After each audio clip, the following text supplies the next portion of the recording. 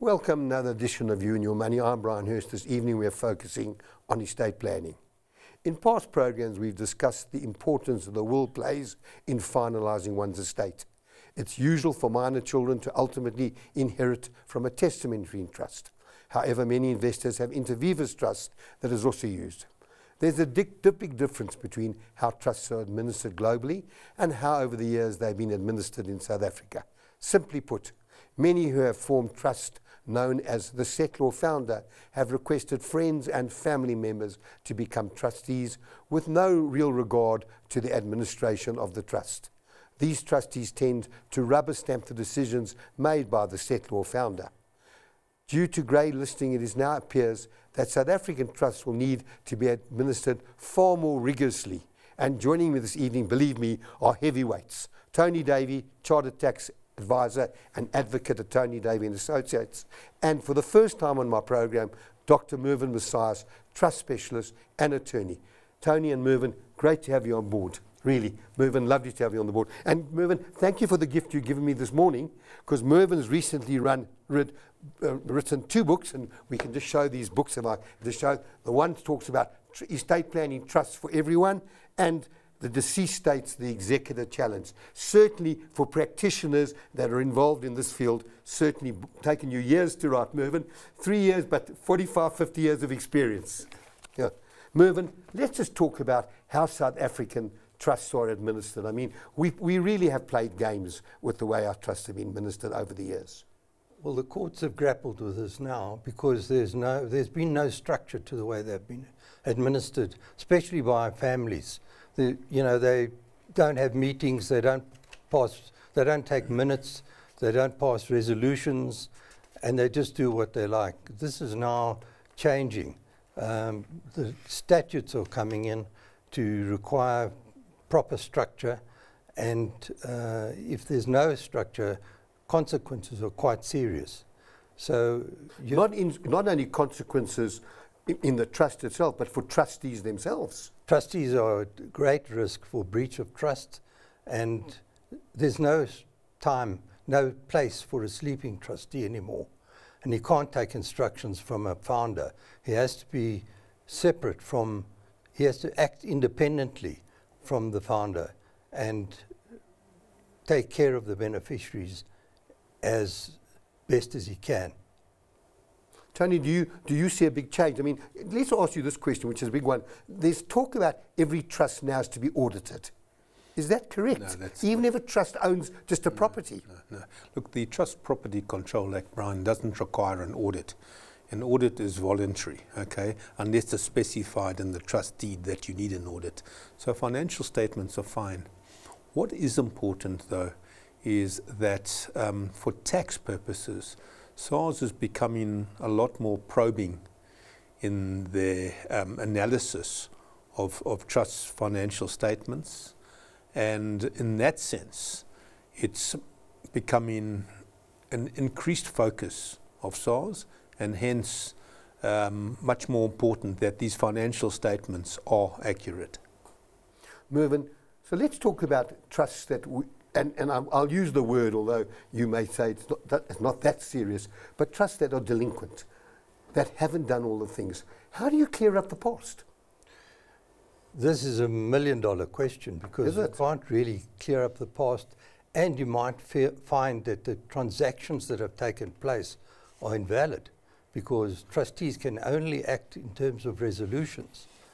If they haven't passed resolutions, their transactions might be invalid. So, for example, if they've done a transaction without all the trustees being authorized by the Master of the High Court to act, then the transaction would not be valid. And if it's not valid? Well, then... So are you saying now beneficiaries down the line, and we're maybe not talking about the founder, we're not talking about the founder's children, but we're talking about the founder's grandchildren, could actually attack some of the decisions made by the trustees? That's correct. Absolutely correct. Not only that, creditors and people who are disgruntled might actually have a go at the trust itself.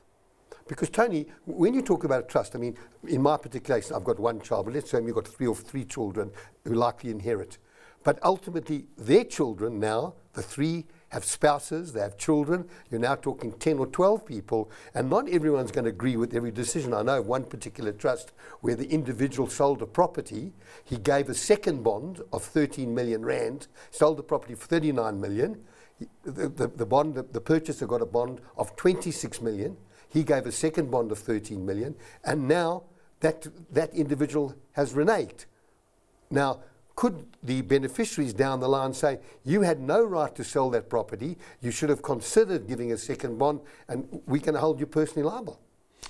Beneficiaries do certainly, even if it's a discretionary trust, they are entitled to expect the trustees, to act with due diligence, so to speak. The test would be the ability of the reasonable trustee. So it's not necessarily easy to sue a trustee for poor judgment, but if it goes beyond that to gross negligence or further, then there could be a cause of action. Yeah. But there could even be a problem. Any potential cause of action could stop the trust from operating, to making any distributions while this is going on. So there could be delays in distributions and things like that. The important thing, Bryan, is obviously also to record that there were discussions amongst the trustees and that they took advice and acted in a bona fide fashion. That would be a defence, yeah. Although many founders and settlers just make calls and everyone just rubber stamps it. Mervyn, so let me ask you this. So we talk about testamentary trusts looking after children, who those trustees should be, but let's just talk about, there's a feeling in the marketplace that maybe some inter vivos trusts should be terminated. Well, in the first instance, I don't feel that there's a place for testamentary trusts at all. I prefer the inter vivos trust completely. The testamentary trust can't be amended after the testator has passed. The inter vivos trust is not a testament, it's a contract, and that can provide for amendments even after passing.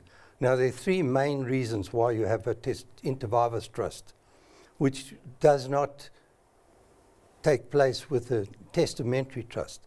And the three main reasons are asset protection, which you don't get from a testamentary trust during the lifetime of the founder. And the second one is succession planning, which you also don't get from a testamentary trust during the founder's lifetime. And the third one, which I think is overlooked by most advisors, and that is disability protection. If you lose your faculties, who then looks after your assets? You then have to have a curator doing that, and that is a disaster, because a stranger has to then take care of your wealth, and that person is appointed by a court order. And the court order is very long in its reach. The curator takes control of everything that you have, steps into your shoes, and you can't get out of it except with another court order. And then you don't have control of any of your wealth, even though you are maybe an extremely wealthy person. You have no access to any of your money except with the curator's consent. And I've come across cases where the curator does not give any consent. And then you have to find a legal team that will act without any money. So you then, in order to get into court again, you might find that you've suffered from, say, some setback and now you're okay. You now have to get into court again, and that may take at least a year. So in that time, you have no access to your wealth, and you've suffered that disability. So Tony, you and I have discussed previously a power of attorney. A power of attorney is only good while that person is capable of making decisions. It doesn't go, but many many banks, many institutions don't really find, when you've got a power of attorney, they act. They don't find out if the person giving the power of attorney is still capable of making decisions. In practice, you're right.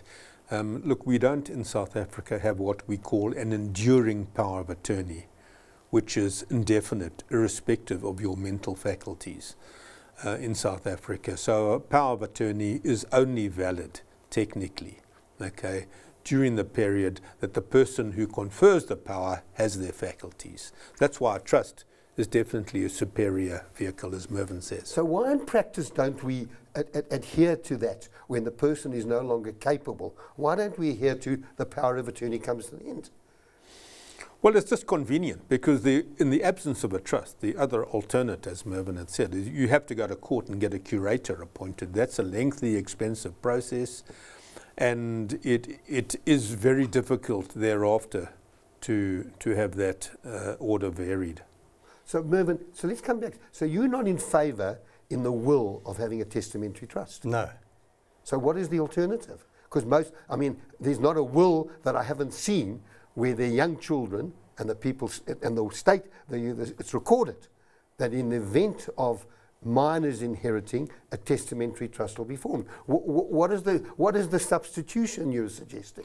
Well, living trust revolution has taken place in America, because there they realized that one must become living trust centered, and they call it a loving trust rather than a living trust, instead of a deceased estate will trust centered, because it is better to have a living trust and bequeath your wealth to a living trust and utilize the living trust during your lifetime, and you overcome all these other obstacles, and you don't have a deceased estate winding up process. You'll see in my second book, it deals with the alternative to having a living trust. And the alternative is to wind up a deceased estate, and that is a nightmare, quite frankly. When you read the second book, you would find that the alternative is really quite unacceptable for one. And the first book avoids estate duty when you have a living trust, and it avoids executors' fees. Now, there's been a whole industry, if you like, for lack of another word, grown up with large corporations selling or giving wills free of charge on the basis that they get executorship appointed. Well, we're going to have to take a break. I will deal with that briefly when we return, because we've got a lot of emails I want to try and get through. We'll be back shortly. Stay tuned.